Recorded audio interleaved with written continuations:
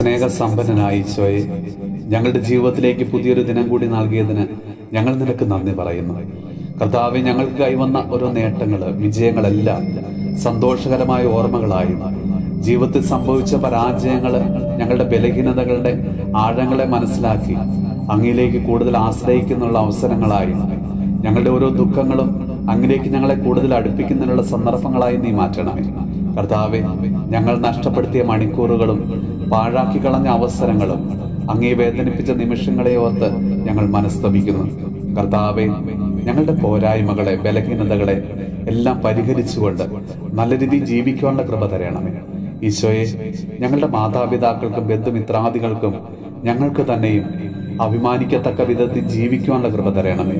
കർത്താവെ, ഞങ്ങൾക്ക് ജന്മം നൽകി വളർത്തിയ ഞങ്ങളുടെ മാതാപിതാക്കളെയും ഞങ്ങളെ സ്നേഹം നൽകി പരിപോഷിപ്പിക്കുന്ന ഞങ്ങളുടെ പ്രിയപ്പെട്ടവരെയും ഞങ്ങൾ നോർത്ത് പ്രാർത്ഥിക്കുന്നു.